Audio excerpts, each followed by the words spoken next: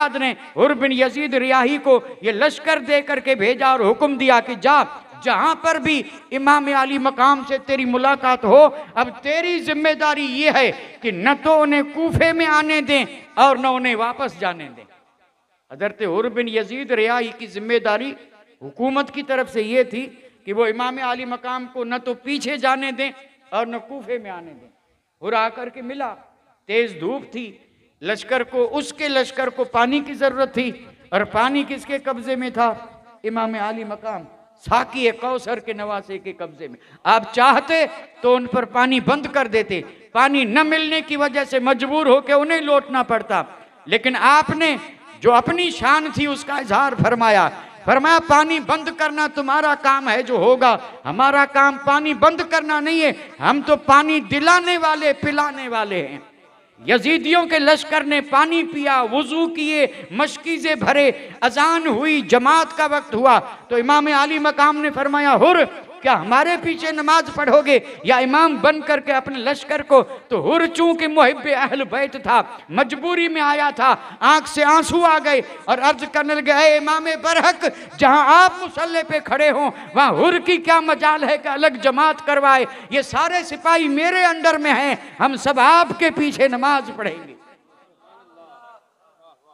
इमाम अली मकाम ने पूछा कैसे आना हुआ? तो उन्होंने कहा रास्ता रोकने आए, इब्न ज़ियाद ने भेजा है।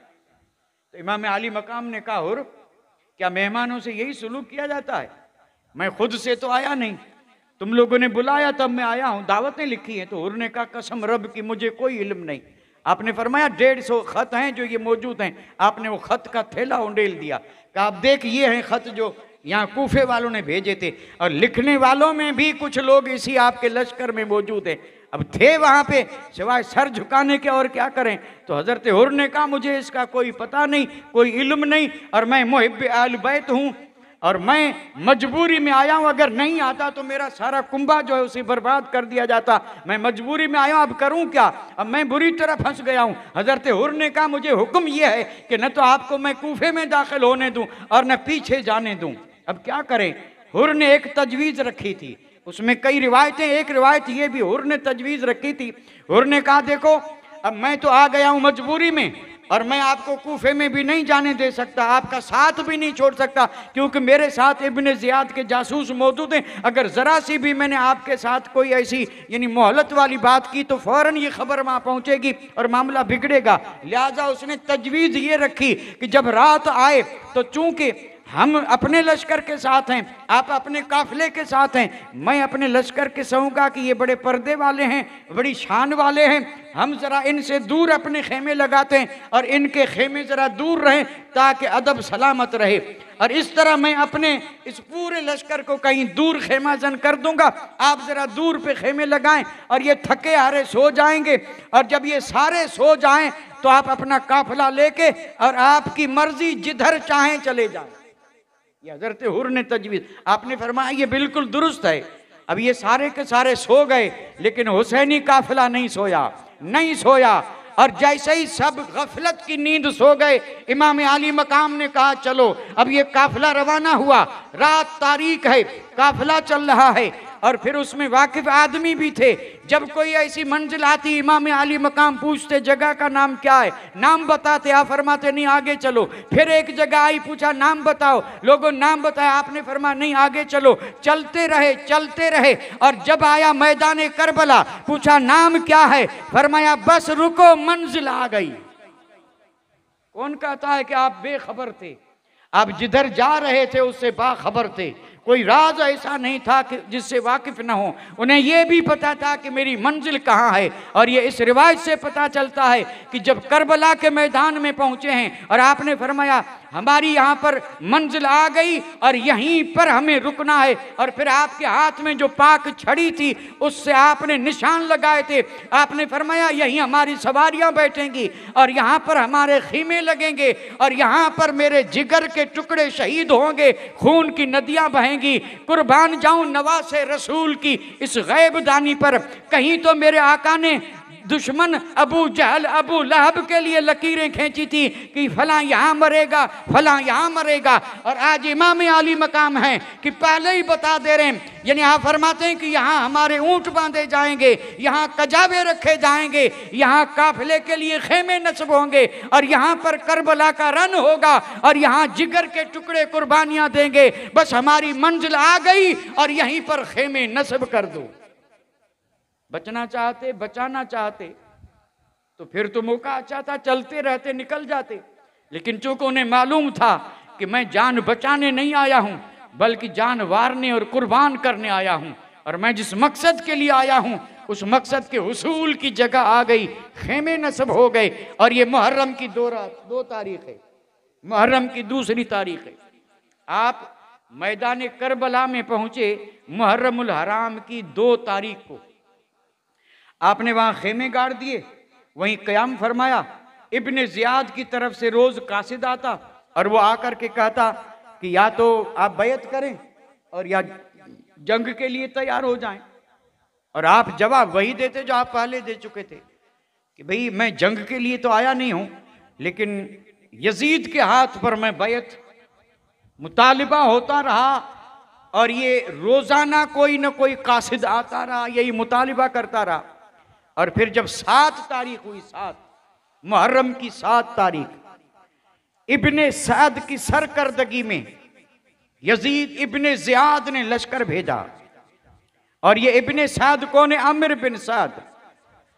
ये सअद वो 10 सहाबा जिन्हें हुजूर ने जन्नत की बशारत दी थी, उनमें से एक है हजरत सअद जन्नती, हजरत सअद जन्नती। और उनका बेटा जो है ये दुश्मन अहल बैत, जहन्नमी। और ये सिर्फ बना था लालच में।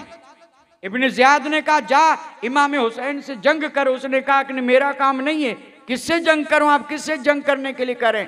तो इब्ने ज़ियाद ने कहा कि अगर ईरान की हुकूमत चाहते हो तो जाओ, वरना हुकूमत किसी और को दे दूंगा। अब कहा सोचने का वक्त दें। उसने कहा ठीक है। रात भर सोचते रहे और फिर फैसला ये किया कि नहीं, जंग करनी पड़े तो करूंगा, लेकिन रय की और ईरान की हुकूमत जाने नहीं दूंगा। ये जो तेहरान है, तेहरान इसका नाम उस वक्त रय था और ये ईरान की राजधानी है। ईरान की हुकूमत के लालच में जन्नती सहाबी का बेटा अहले बैत पाक इमाम आली मकाम का दुश्मन बन के यजीदी लश्कर लेकर के 7 तारीख को पहुंचा है करबला।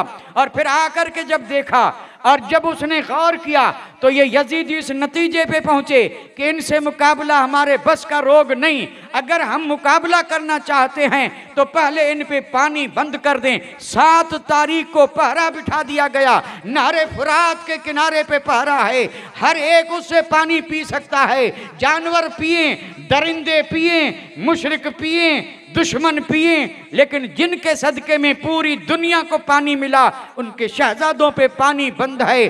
7 को पानी बंद हुआ और फिर लश्कर पे लश्कर आता रहा, लश्कर पे लश्कर आता रहा, यहां तक 82 नुफूसे कुदसिया जिसमें बीमार भी हैं, शहजादियां भी हैं, बच्चे भी हैं, कुल नुफूसे कुदसिया हैं 82। और मुकाबले में जो लश्कर आया है उसकी तादाद है 22,000। 22,000 का लश्कर, और वो भी मुसल्ला, न हथियारों की कमी है न कुमक की कमी है। 22,000 क्यों? इसलिए कि वो जानते थे ये शेर खुदा का खून है इनकी रगों में, और फिर इनसे मुकाबला करना हमारी पूरे लश्कर का ये यानी काम नहीं है कि वो इनमें से किसी एक का। इसलिए भूखा रखो, प्यासा रखो ताकि ये मुजमहिल हो जाए, कमजोर हो जाए। अब 3 दिन तक प्यासे रहे, भूखे रहे, मुतालिबा यही था बैत कर लें। आपने फरमाया बैत तो नहीं करूंगा, ये पाक हाथ पलीत हाथ में दे ही नहीं सकता। और जब ये रात आई थी, आज की रात आने वाली थी, असर पढ़ लिया आपने, सुन लिया होगा आपने। 9 तारीख की असर, आज जो असर गई, आज जो असर गई, ये असर जब आई थी मैदान करबला में, इमाम आली मकाम असर पढ़ चुके थे, पढ़ा चुके थे, खेमे के दरवाजे पे बैठे हैं। और आपका बैठना भी अजीब अंदाज में था। तलवार की नोक गाड़ दी थी आपने जमीन में, और हत्था जो था तलवार का उस पर आपने पेशानी रखी थी, और कब्जे पर मुट्ठी जबरदस्ती पकड़ के यानी तलवार को पकड़ा और उस पर अपनी पेशानी रखी और तलवार की नोक जमीन में गड़ी है। लग रहा है कि किसी गहरी सोच में है। अंदाज ये बता रहा था कि जिस्म आपका यहां है और जान कहीं और है। इस हालत में आप बैठे हैं खेमे के सामने, सूरज बिल्कुल गुरूब होने के करीब है। उधर यजीदियों ने बाहम मशवरा किया कि कई दिन से मुतालिबे कर रहे हैं और ये बैत नहीं कर रहे हैं, जंग क्या होगी, मिल करके हमला कर दो।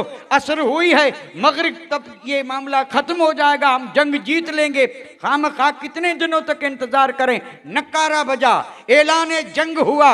और जब ऐलान जंग हुआ, इमाम आली मकाम फिर भी उसी हाल में है। लिखा है हजरत ज़ैनब ने खेमे के दरवाजे पे आके और भाई के कंधे पे हाथ रखा। हाथ रखना था कि आप फिर अपने असल हाल में आए। बहन की तरफ जब देखा तो बहन ने कहा आप यूं इस हाल में बैठे हैं और यजीदियों ने नकारा बजा दिया है, उठें और उनका जवाब दें। इमाम आली मकाम ने हजरत अब्बास अलमदार को भेजा, फरमाया यजीदियों से जाके कह दो नकारा मत बजाओ, तुम्हें खबर नहीं है कि जंग कब होगी। मैं जानता हूं कि जंग कब होगी, कैसे होगी, मुझे सब इल्म है। जंग अब नहीं होगी, यजीदियों से जाके कह दो वापस चले जाओ, अब नहीं जंग कल होगी। क्यों? फरमाया इसलिए कि मुझे मालूम है कि ये जो रात आ रही है ये हमारी जिंदगी की आखिरी रात है। हम तुमसे मोहलत नहीं मांगते, लेकिन अब मोहलत इसलिए मांग रहे हैं कि जिंदगी की आखिरी रात हम सजदों में बसर कर दें, कुरान पढ़ने में बसर कर दें और जिक्र और अज़कार में बसर कर दें। आज की रात को हम दुनिया में लाजवाब रात बना दें कि कत्लगाह, शहादतगाह, शहीद होने वाला कल दिन आने वाला है और रात गुजरी है सारी सजदों में। ये जो मैंने शुरू में अर्ज किया था ना कि आज की रात करबला, भाई यजीदियों ने नकारा बजा दिया और आप अगर जंग के लिए तैयार हो जाते तो जंग हो जाती। आपने फरमाया नहीं, हमारी उम्र की आखिरी रात है, अब हमें कोई रात नहीं मिलेगी, हम ये चाहते हैं। ये इमाम आली मकाम की पसंद है, हम किसको पसंद करेंगे, यजीदियों की पसंद को या इमाम आली मकाम? फैसला कर लें, हर आदमी फैसला कर सकता है किसकी पसंद हमें पसंद है। इमाम आली मकाम ने फरमाया मुझे पसंद ये है कि आज की रात मैं अपने रब की याद में बसर कर दूं, इबादत में, तिलावत में, सजदों में, जिक्र में, फिक्र में। सुबह तो जंग होगी ही, तो मैं अर्ज कर रहा था कि वो अजीम रात है कि जिसको मुसाफिरीन करबला ने ये पूरी रात बसर की थी अल्लाह ताला की इबादत, जिक्र और फिक्र में। आपने फरमाया नहीं, यजीदियों से जाके कह दो कि इस वक्त जंग नहीं होगी, मोहलत दो, क्योंकि आज हमारी जिंदगी की आखिरी रात है और हम चाहते हैं, मैं ये लफ्ज़ बार बार इसलिए बोलता हूँ कि ये चाहत इमाम आली मकाम की है। आज की शब ये जो हमारे पास आई है, सदियों के बाद आई है, वही बरकतें लाई है, वही याद लाई है, फिर लौट करके साल के बाद आएगी, इसी तरह क़यामत तक हर साल आती रहेगी। ये रात जब आए तो मुहिब अहल बैत को चाहिए करे वही जो इमाम हुसैन ने किया, करे वही जो शहीदाने बावफा ने किया। नजर में ये दुनिया की कोई चीज न रहे, इधर सूरज गुरूब हो, तसव्वुर ख्याल करबला पहुंचे और कोशिश ये करे कि मैं भी वही करूंगा जो कि करबला के मुसाफिरीन ने किया था, और यही होना चाहिए। तो ये आशूरे की रात जो है, इमाम आली मकाम ने सारी रात इबादत में बसर की। अब फजर का वक्त हुआ, इमाम आली मकाम ने फजर पढ़ाई, दुआएं मांगी, तस्बीह तहलील भी हुई। इधर क़यामत नुमा दिन सूरज हुआ, मुहर्रम की 10 तारीख है, जुमे का दिन है। और जब जैसे ही दिन तुलू हुआ तो इब्ने साद जो इस लश्कर का यानी सिपा सालार था, जन्नती यानी सहाबी का बेटा, उसने पहला तीर चला करके जंग की इब्तिदा कर दी और ये यजीदियों को गवाह बना दिया कि देखो हुसैनियों पे पहला तीर मैंने चलाया। अब जंग शुरू हुई, आप और हम जानते हैं। खैर अब तो वो जंग रही नहीं, अब वो जंग नहीं है। इस जंग नहीं है तो वैसे पहलवान भी नहीं है भाई, वो जंग नहीं है तो वैसे लड़वैये भी नहीं है। इस वक्त तो जंग भी सब क्या है, यानी सारे के सारे जंग के आलात जो हैं वो सब मशीन है और मशीनें काम कर रही हैं। एक इंसान हो और बस उसको वो संभाले, कोई ऐसा। लेकिन उस वक्त जो जंग होती थी उस जंग के तरीके दो थे, एक होती थी इनफरादी और एक इज्तिमाई। इनफरादी माना तन्हा तन्हा। अब इसको यूं समझ लें, दो लश्कर हैं, एक इधर दूसरा उधर, मैदान बीच में खाली। एक आदमी इधर से निकला, उसने कहा है कोई मुकाबले वाला, मुकाबले के लिए वो उधर से निकला। अब दोनों में हुई जंग, तलवारबाजी हुई, नेजाबाजी हुई और ये मुकाबला होता रहा। फिर जो बहादुर पहलवान होता था वो सामने वाले को कत्ल कर देता था, और जब वो कत्ल हुआ तो ये कहता है कोई जो मेरा मुकाबला करे, है कोई। अब ये जंग का तरीका था, और वहां भी ऐसे ही जंग शुरू हुई थी। उधर 22,000 हैं और इधर चंद नफूसे कुदसिया हैं, लेकिन शान तो देखें। और वो कह रहे हैं कि है कोई मुकाबले वाला, जो भी मुकाबले के आता गया, जो भी आया। क्यों? इसलिए कि उनके बाजू में खून किसका था? शाह मर्दां, शेरे यज़दां, कुव्वते परवरदिगार, ला फता इल्ला अली, ला सैफ इल्ला जुल्फ़िकार। अब इनफरादी जंग, फिर इज्तिमाई जंग, अब जंग शुरू हुई, यानी फजर के बाद जंग शुरू हुई। अब मैं इसका सारा नक्शा तो पेश नहीं कर सकता, मैं इजमाली तौर पे खाका अर्ज कर दूं। जंग शुरू हुई, लेकिन मैदान में पहले अहले बैत अतहार में से किसी को मुहिब्बीन अहल बैत ने जाने नहीं दिया। इमाम अली मकाम के साथ जो आपके मुहिब गए थे, वफादार गए थे, उन्होंने कहा नहीं, जब तक हमारी जान में जान है आका आप और आपके शहजादों में से कोई जंग के लिए नहीं जा सकता। और ये 50 के करीब थे जिन्होंने एक एक करके इमाम अली मकाम पे अपनी जानें कुर्बान कर दी। 50 जब शहीद हो गए तो अब कोई जान निसार न बचा। अब बारी आई खानदान अहल बैत की। अब इमाम अली मकाम हैं, जिगर के टुकड़े हैं, भेज रहे हैं। कभी भाइयों को भेजा, कभी भतीजों को भेजा, कभी भांजों को भेजा, और इसी तरह आपके जितने भी करीबी रिश्तेदार थे, और ये सब के सब अहले बैत अतहार थे, आप भेजते, वो जाता, जंग होती, शहीद हुआ, गए, उठाया, ला के रखा, दूसरे को तैयार किया, और इसी तरह सुबह से लेके दोपहर तक ये मार्का होता रहा। कुर्बान जाऊं इमाम अली मकाम तेरी जुर्रत, तेरे हिम्मत और तेरे सब्र पर। ये सब्र किसी इंसान के बस का रोग नहीं है कि 50 बावफा शहीद हुए हैं और उसके बाद 17 शहजादे शहीद हुए हैं, और इन सब को सवार ये तैयार करके भेजा भी मेरे इमाम ने है, और जब शहीद हुआ तो उठा करके भी लाए हैं। गोया सुबह से लेके दोपहर तक आपने जो काम किया वो लाशों को उठाने का काम था। ये हुसैनी किरदार है। ये जो कल दिन आ रहा है, उस दिन में इमाम अली मकाम ने ये किया था, और हम इमाम अली मकाम ने तो इस दिन में ये किया था, और कैसी कैसी कुर्बानियां दी थी। और फिर आप जानते हैं वो वक्त आया कि सिर्फ इमाम ज़ैनुल आबिदीन बचे जो बीमार हैं, और जब सब शहीद हो गए तो इमाम ज़ैनुल आबिदीन ने खड़े होकर के लड़खड़ाते कहा अब्बा इजाजत दें। आपने फरमाया नहीं, तुझे इजाजत नहीं है। सीने से लगाया, जो कुछ सीने में था वो सब उन्हें पिलाया, वारिस बनाया। और वारिस किसका? उलूम ज़ाहिरी और उलूम बातिनी का। और आज तक ये जो उलूम बातिनी का समंदर रवां दवा है, इस समंदर की असल मखजन और निकलने की जगह वही सीने पाक है, इमाम ज़ैनुल आबिदीन का सीना। आपने फरमाया नहीं, तुझे इजाजत नहीं है। आपने फरमाया अगर तू शहीद हो गया तो फिर इस पूरे काफिले को मदीने कौन पहुंचाएगा? मेरी नस्ल किससे चलेगी? और ये मेरे पास जो उलूम के खजाने ये उम्मत तक कैसे पहुंचेंगे?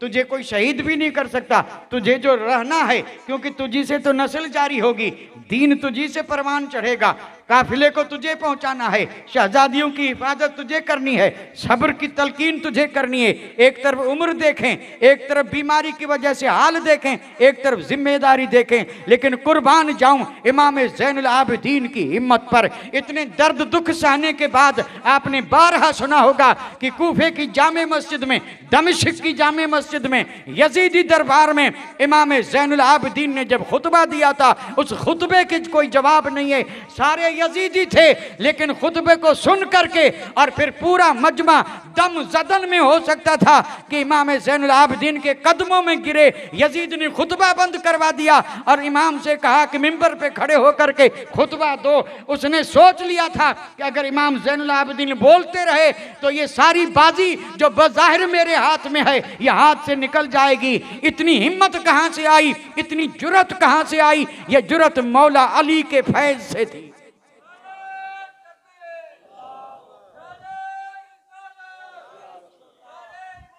इमाम ज़ैनुल आबिदीन को आपने इजाजत नहीं दी, आपने हथियार पहने, तैयारी की, आए खेमे में, अब यहां पर आखिरी दीदार के लिए खड़े हैं। आप अंदाजा करें, जरा थोड़ा सा सोचें, इससे पहले क्या हुआ है। अब इमाम खुद जा रहे हैं, तो उन शहजादियों का और पाक बीबियों का और बच्चों का, उस वक्त जब आपने ये कहा होगा कि सब उठो और आखिरी दीदार कर लो, तो उनके जबान पर ये कलिमात आए या ना आए, लेकिन दिल में जरूर ये सवाल पैदा हुआ होगा हजरत ज़ैनब के दिल में कि भाई आप इस हाल में हमें छोड़ के जा रहे हैं, सामने लाशों के अंबार हैं, सारी जमीन जो है वो खून से लाल है, दुश्मन का लश्कर है, दरिंदे सामने खड़े हैं और ऊपर आ रही है अंधेरी रात, और रात में ये लोग हमारे साथ क्या सलूक करें और हम इस रात को बसर कैसे करेंगे, किस तरह हमारी ये रात बसर होगी। आप सहारा हैं और आप भी जा रहे हैं, सवाल जरूर आया होगा। लेकिन मेरे इमाम ने फरमाया यही तो इम्तिहान है। बीबियों ने कहा था कि सरताज आप जा रहे हैं, हमें किसके हवाले। और आप अंदाजा फरमाएं, जब हजरत सैयदा सकीना ने कहा होगा कि बाबा जान मैं आपके सहारे जी रही थी, आप ही तो सबका सहारा थे इस रन में और इस आलम में, इन दरिंदों के बीच में, ऊपर रात आ रही है, हमें यहाँ बेसहारा छोड़ के जा रहे हैं। आपने फरमाया घबराओ मत, तुम सबको मैंने परवरदिगार आलम के हवाले किया, मुहाफिज वही है, निगहबान वही है। आपने फरमाया सब्र का दामन थामे रहना, क्योंकि तुम्हें पूरी दुनिया को सब्र का सबक सिखाना है। क्या हिम्मत थी उन शहजादियों की। आखिरी सहारा इमाम आली मकाम इजाजत लेके और जा रहे मैदान में। अब गए मैदान में, और इसी दौरान इससे पहले भी, और जब गए तब भी आपने खुतबा दिया था, और खुतबा था इत्माम हुज्जत के लिए। इत्माम हुज्जत से मुराद ये है कि कल कहीं कयामत के दिन इन यजीदियों में से कोई ये न कहे कि हमने पहचाना नहीं, इसलिए आपने उन्हें अपनी पहचान दी कि मुझे पहचानो, मैं कौन हूं। तुम जिसका कलमा पढ़ते हो ना उसी का नवासा हूं, और जिसकी शफात की तुम्हें उम्मीद है उसी का नवासा हूं। और फिर आपने अपनी शान बयान फरमाई, और अपनी शान बयान करते हुए आपने इत्माम हुज्जत कर दिया कि कोई ये न कहे कि हमने पहचाना नहीं। और आप जब ये तैयारी के साथ आखिरी आपने जो खुतबा दिया था, उस खुतबे का तो असर यजीदियों पे भी ऐसा हुआ कि धारे मार मार करके यजीदी रो रहे थे। और शिमर बदबख्त ने जब देखा कि अब अगर इमाम इसी तरह खुतबा पढ़ते रहेंगे तो फिर ये मामला बिल्कुल बदल जाएगा, लिहाजा उसने सीटियां बजाई, शोर किया।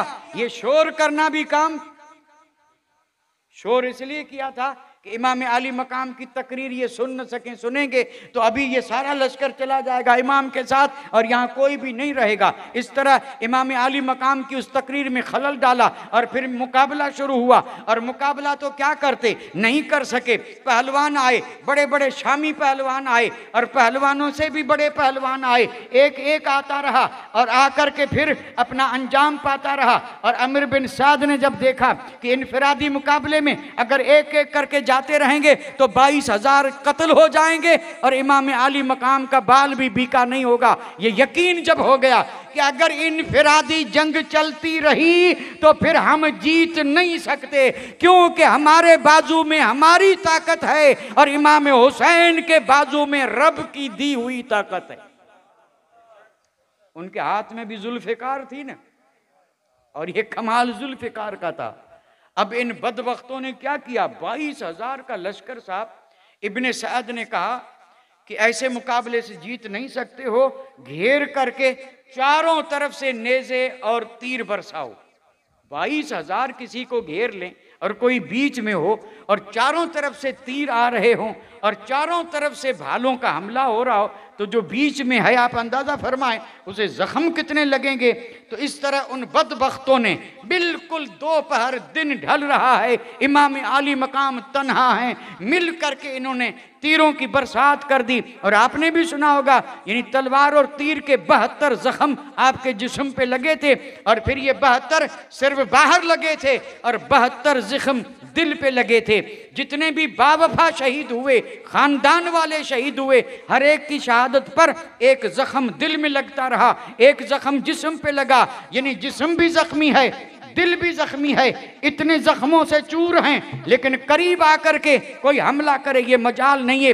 तीरों की बरसात होती रही और इसी तरह हमले होते रहे। फिर किसी बदबख्त ने निशाना बांध के पेशानी पे तीर मारा, तीर बहुत लग चुके थे। फिर वो वक्त आया कि इमाम आली मकाम घोड़े से जमीन पर आए, और जमीन पर जब आए तो आप बारहा आप और हम सुनते हैं कि फिर करीब आने की हिम्मत नहीं थी, तीर बरसाते रहे। और जब ये देखा कि अब जरा सुकून है तो शिमर सीने पे बैठा। इमाम आली मकाम ने आंख खोली, उसे देख करके कहा, मेरे आका ने मुझे पहले ही बता दिया था कि तुझे शहीद करने वाले की शक्ल सूरत अलामत ये होगी, तू है, लेकिन जरा देख तो सही वक्त कौन सा है। उसने कहा कि वक्त नमाज का है। आपने फरमाया हट जा। अब यहां पर कुछ लोग कहते हैं कि यानी पानी नहीं था तो वुजू कैसे किया, नौज़ बातें करिए। अब ये सारे के सारे खून से तो नहाए हुए हैं और यहाँ आप वुजू की बातें कर रहे हैं कि इमाम आली मकाम ने पानी था नहीं तो वुजू कैसे किया। और हमारे जो मुहक्किक उलमा हैं उन्होंने कहा कि इमाम आली मकाम ने फिर भी तयम्मुम किया, जैसे भी कर सके तयम्मुम किया, इसी हाल में खड़े होकर नमाज शुरू की, रुकू भी किया। सजदे में जब गए तो बदबख्तों ने सजदे की हालत में इमाम आली मकाम को शहीद किया। और आपकी जब शहादत हुई, ये वो वक्त था कि जब शहादत हुई, उसी मौके को मद्देनजर रखते हुए किसी ने इसको यूं बयान किया है कि चमन आप अपना लुटा गए, चमन आप अपना लुटा गए। क्यों? कि बहारे दीने खुदा रहे, यानी आपने सारा चमन इसलिए लुटाया कि खुदा के दीन में, और आज भी है अल्हम्दुलिल्लाह, कयामत तक रहेगी, ये उसी सारा चमन लुटाने का सदका है। चमन आप अपना लुटा गए कि बहारे दीने खुदा रहे, न जमा जो रंग बहार में, न जमा जो रंग बहार में, तो लहू भी अपना मिला दिया। नहीं समझे, अल्लाह समझ अता फरमाए। यानी आपने पूरा चमन कुर्बान किया किस लिए? दीन की बहार के लिए। और ये जब सारे शहीद हुए तो बहार आ गई, कयामत तक रहने वाली बहार, मुकम्मल बहार आ गई, इत्मीनान हो गया, यजीदियत खत्म हो गई, हुसैनियत जिंदा हो गई, और ये जिंदगी दे गई दीन को, दीन में बहार आ गई और ये रहेगी कयामत तक। लेकिन कुर्बान जाऊं इमाम तेरी नजर पे, तेरी नजर पे। आपने देखा कि इन कुर्बानियों के सिले और बदले में दीन पर बहार तो आई है, लेकिन अभी इस बहार में रंग नहीं जमा। बहार तो आई है लेकिन रंग नहीं जमा, तो इस बहार में फिर रंग जमाने के लिए इमाम आली मकाम ने उसमें अपना खून भी मिला दिया। और जब हुसैनी खून मिला तो अब रंग ऐसा जमा कि कसम रब की ये रंग न फीका पड़ेगा और न रंग उतरेगा, कयामत तक ये रंग अपना रंग दिखाता रहेगा। न जमा जो रंग बहार में, तो लहू भी अपना मिला दिया। इमाम आली मकाम की शहादत हुई, दीन को बहार मिल गई, जिंदगी मिल गई, दीन पर जितने भी दाग यजीदियों ने लगाए थे वो सब धुल गए। अब दीन का चेहरा 14वीं की चांद की तरह चमक रहा था। और दीन वो है कि जिसमें कोई धब्बा नहीं है, जो धब्बे लगाए वो यजीदी है और जो धब्बे मिटाए वो हुसैनी है। मेरा ये जुमला सुन लें, मैं इस पे तशरीह नहीं करूंगा। हाँ, अगर आप थोड़ी सी इजाजत दें तो सवाल जरूर कर दूंगा।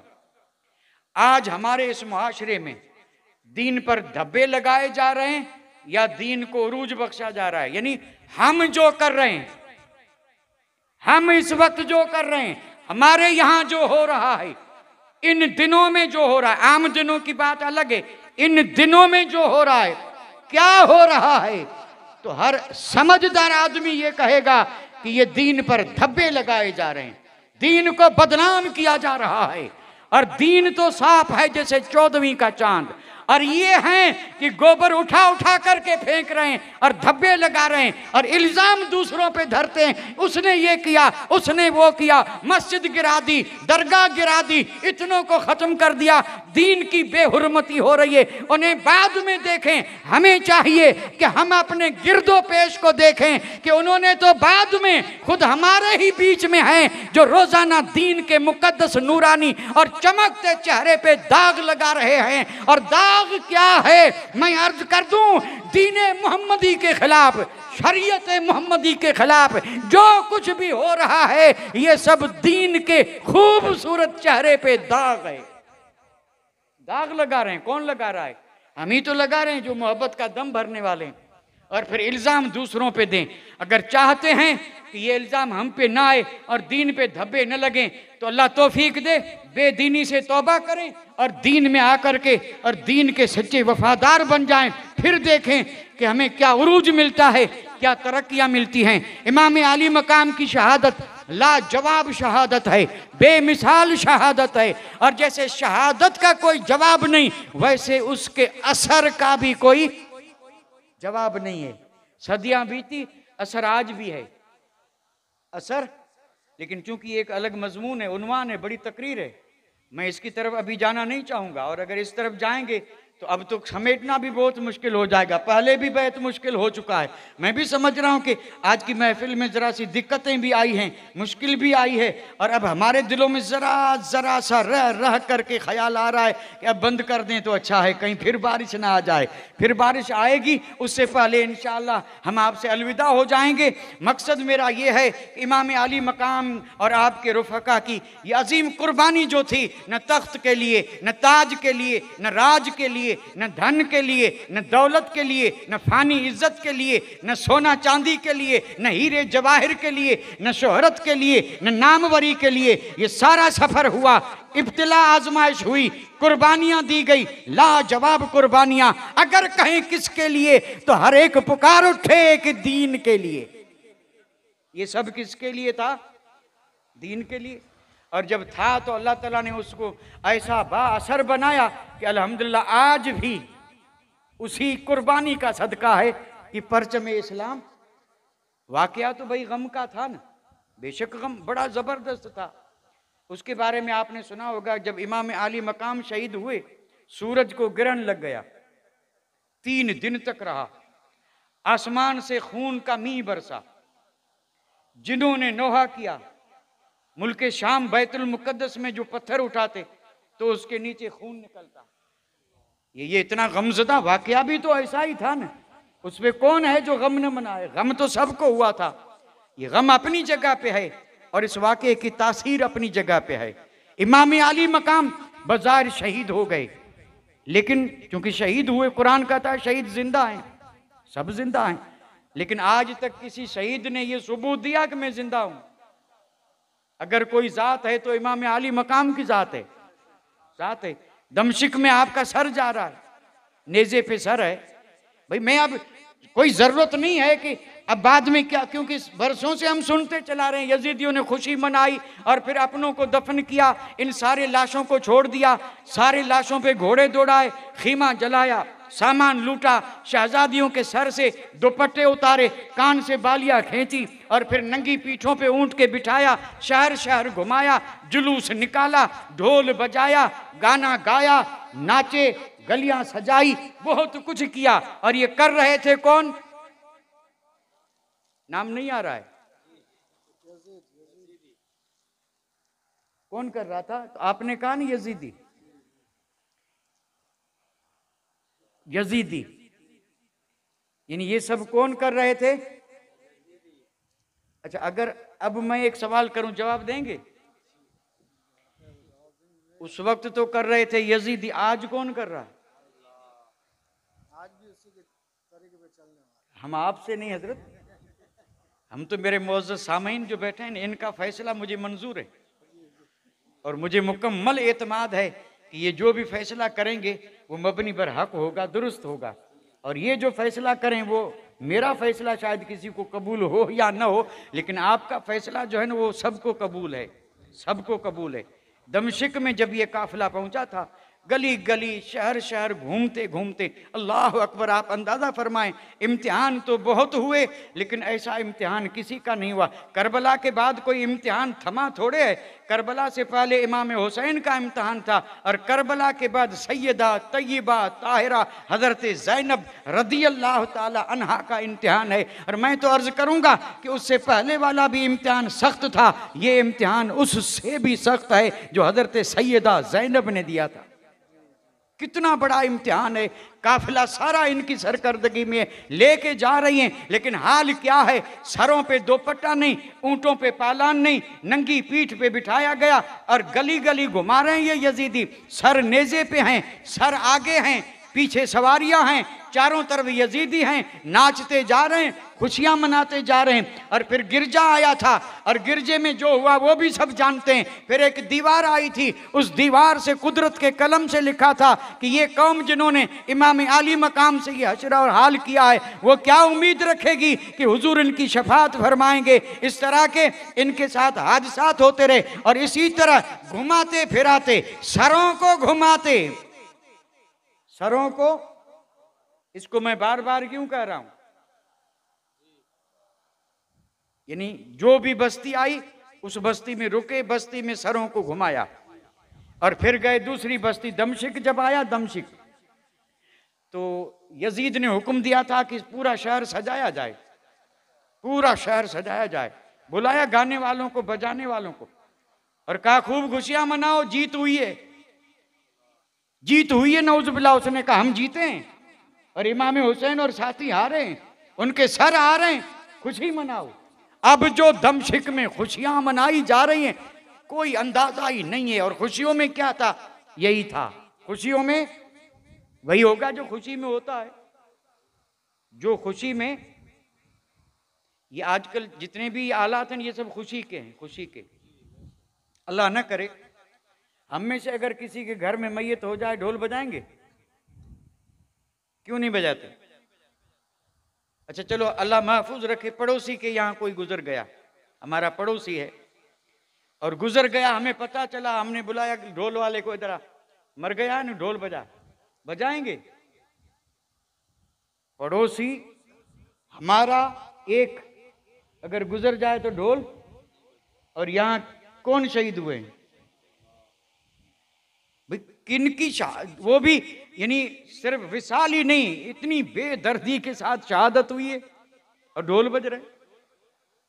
ढोल तो खुशी भाई, शादी के मौके पे ढोल बजाते हैं ना, शादी तो इमाम आली मकाम शहीद हुए हैं तो इन्हें खुशी हुई है कि ढोल बजा रहे हैं।